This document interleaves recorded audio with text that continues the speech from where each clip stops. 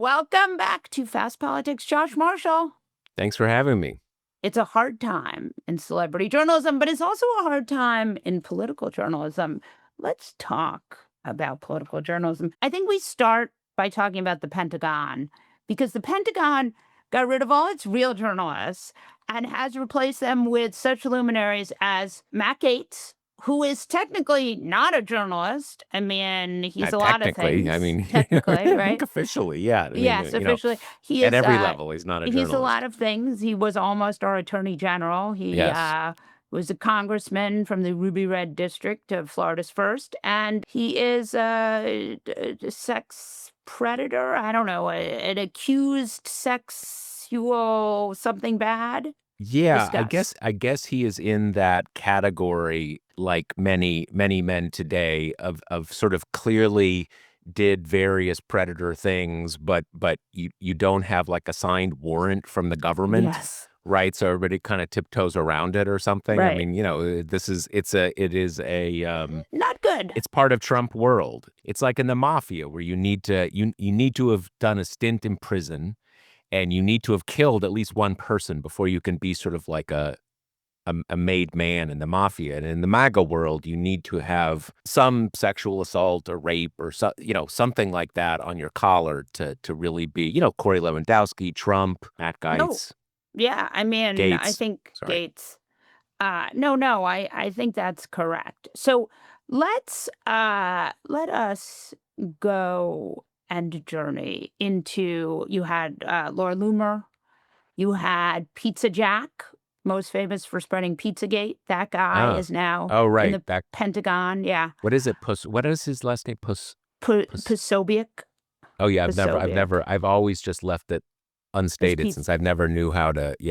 Pizza Jack is easier. I can remember Pizza that. Jack, Okay. yeah. Yeah. Laura Loomer. So those guys are in the Pentagon press pool, which is that's pretty interesting. And there was a press conference yesterday at the Pentagon. This is all, I think, so important and relevant because the member of Trump's cabinet who strikes me as being in the worst state, and remember, it's always a sort of, it's a murderer's row of people who are perhaps not. Well, it's sort of like in a reality show or on Yeah. or Real Housewives or something Yeah, where Real Housewives. where it's always changing who the baddie is. Like, right. So Yeah. sometimes that person, she's bad, she's super bad, she's scheming, and then she turns out to be good and someone else's. That's kind of like the Trump cabinet. I'm writing that down, the Real Housewives, because it's correct. I think the Real Housewives of the Trump cabinet.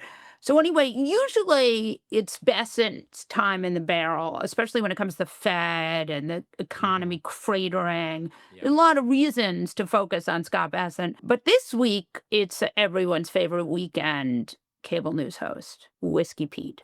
It's always strange what sort of gets through. Obviously, they are in some version of trouble now for these kind of like, I don't know what you want to call them, sort of like boat snuff film things or assassinations or, I think boat snuff films. Yes. And the fact that there was this second attack out, just killing the survivors. And just to be clear with everybody, I see it as very bad, but the administration does lots of very bad things, and it's all and these attacks have been going on for Since couple September. months, or maybe more than a couple months. This recent reporting has sort of upped the volume on that. And the other thing that it hasn't gotten that much attention yet is that the Signalgate Inspector General's report. I remember Signalgate. That sounds like, what was that in the BC era? I mean, how kind of it's like ancient history now. Just the shorthand. Mike Walls actually accidentally put Jeff Goldberg on the Signal chat. Editor-in-chief of The Atlantic, not some rando security journalist, but the editor-in-chief of The Atlantic, who actually hosts a PBS show in his Signal chat. Continue. Well, what is it? I guess it's on text too, but you know how on Signal, like if you haven't identified someone, it'll just put you down as you're MJ or I'm JM. right? Where it just puts, and I think that was the thing where Right. he was just, JG, and there's some other like, Jonas George that he thought he was Yeah. putting on who does war crimes analysis for them or something. In any case, that is finally done, and they are apparently going to give it to Congress. There's going to be a public version of it. Now, I think where you can kind of see this coming together is if the boat snuff film things gets a little too hot, Yeah. this inspector general's report would be sort of a convenient way for them to remove him from the stage, even if even if that wouldn't really be the reason.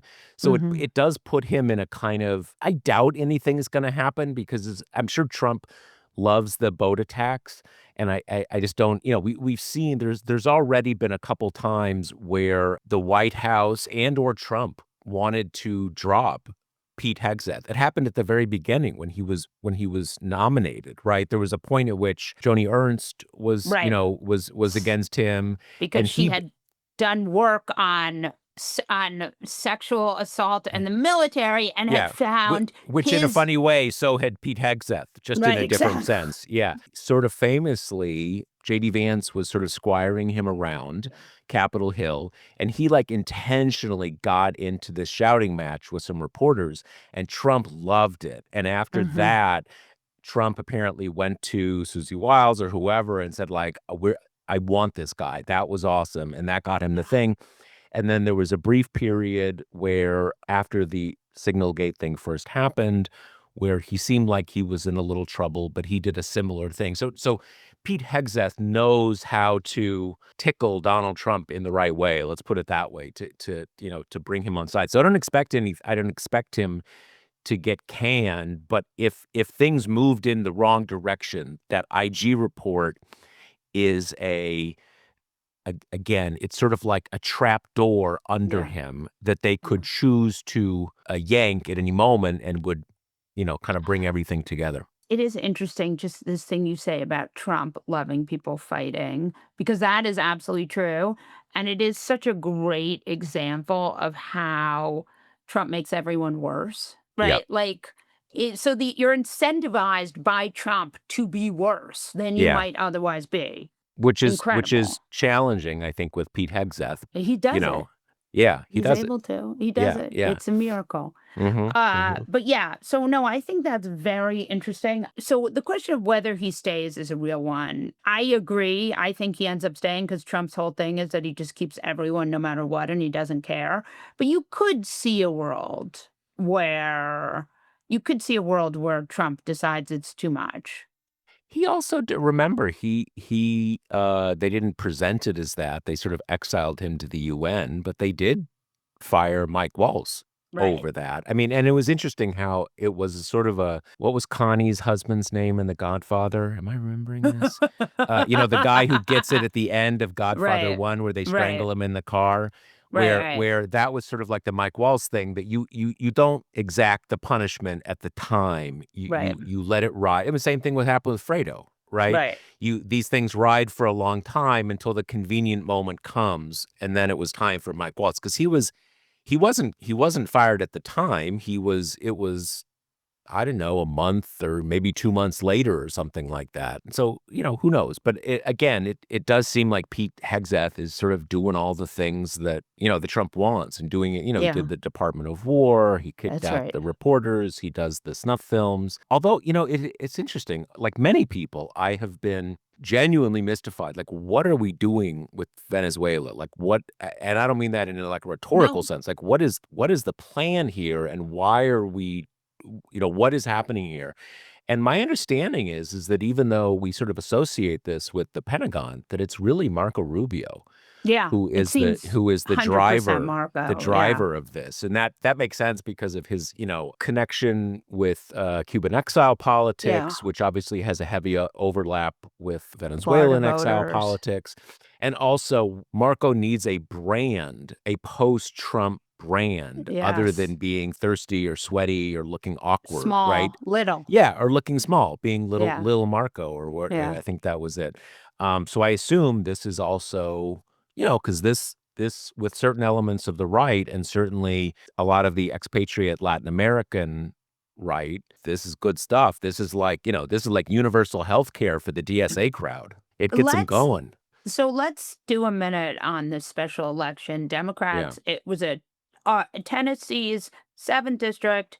It's an R plus 22. It ended up being an R plus 8.9. It is, there's a lot of Monday morning quarterbacking on this. The line that I read in Politico, so I know it must be true, is that Republicans will freak out if it's a less than double digits. So it's less than double digits. Yeah, I mean, it's sort of the story we know. Trump is super unpopular. The Republicans are super unpopular. We have seen, direct proxies, i.e., special elections. Then we've Hmm. seen other things like the elections in November that weren't federal elections, but you still get a sense of, kind of how each party is doing. They all tell a pretty consistent story, which is that you're set up for something at least like 2018 and Right. quite possibly bigger than 2018. And you still have this confounding factor that the congressional generic ballot, which people usually use as a proxy for that stuff,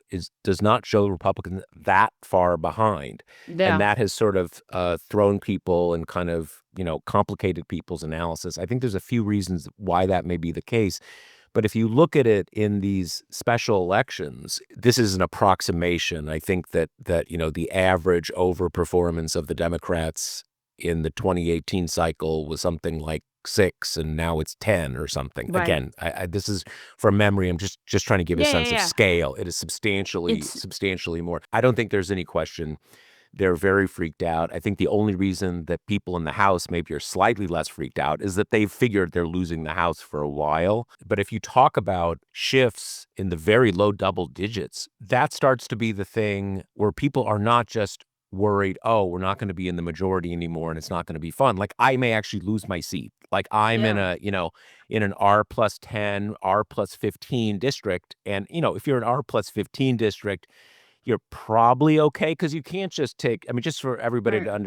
to understand, you can't just take a special election and just, directly apply it to Except this well, was a there's high a high turnout turnout. special. It was That the does same turnout as the as midterms in 2022. 22. Yeah. Yeah, no, so that does, but still, again, Right. But still, it's different. And you it's can't gotten a just make lot it. of focus. Yeah. Yes, you can't just say, "Okay, so it's gonna be identical." That said, incumbent presidents and their parties generally get less popular in the second year. Hmm. So you've already got another year to go, and when you talk about for congressional Republicans, if you say, let's just say, for instance, someone is in a R plus 15 district or even in an R plus 20 district, someone in an R plus 20 district is quite likely to survive, but you Yeah. actually have a race. Right?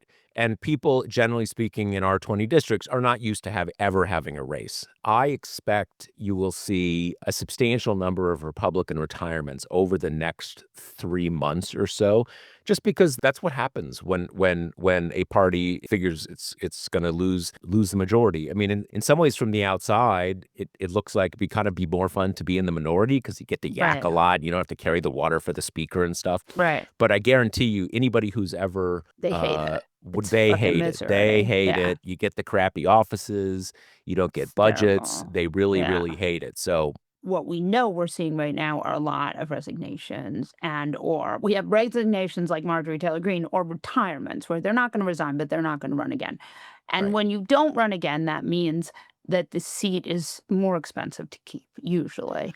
And harder to keep. Right. You have this always happens when you always have this amplifying effect when when you have a wave or a sub-wave election in the offing that people say, all right, I don't have, I'm not up for this. They retire. And then the race that they probably could have held on to their seat, maybe 60-70% chance, suddenly they lose that seat. So, it has a self-fulfilling effect. I want to get into redistricting. So Trump had this brilliant idea that he was going to redistrict and get more seats.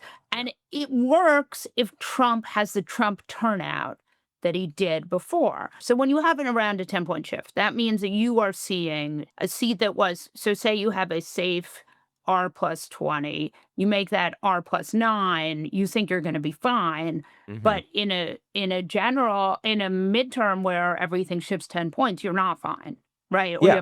Or you have to Yeah, fight to keep that seat it's the classic issue always with with a kind of an gerrymandering. over gerrymandering Right.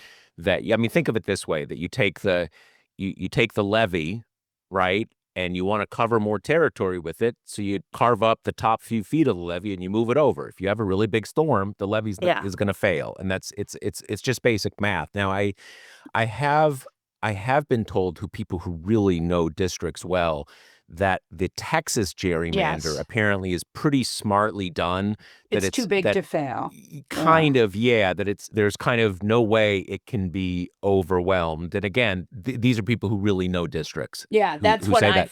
I have also been told that very Yeah. thing by other Texas districty people. Yes. Yeah, but some of these other states where they're eking out like or think they're eking out one extra seat. But overall, it looks like the effect of all of this is likely to turn out to be a wash in Yeah. terms of because Democrats are themselves being are being so aggressive. So It's a it's Newsom, and by the way, again, Newsom politically not totally my vibe, but he did really save Democrats here. yeah, well, he and I can't remember I think they think they get 5 seats, 5, kind of 5. equal Yeah, Texas, but in some ways, an even more important part of it was that he gave sanction to every other blue state to do the same thing, and that is something it's always been very uncharacteristic for Democrats to act in this way, but he sort of set a different standard, and so you have people like the governor of Maryland saying, "Hey, we're doing it too," which, yeah, so in it and the thing is that I said before that it seems like it's likely to be a wash. Let's say if it ends up being, 2 or 3 seats in either direction, you have a big election. You're probably yeah, talking about 20 or 30 seats moving. So yeah, 2 or 3 seats is not gonna is I mean, put it this way. If the election comes down to Republicans were saved by adding 3 seats, that will mean it was a disaster of an election for Democrats, quite apart yeah. from any gerrymandering. Yeah, and again, we don't know what Trump's gonna try to do to put sand in the gears, but it sure feels like he is gonna would have to do a lot. Josh Marshall, will you please come back? Yes, of course, whenever you call me.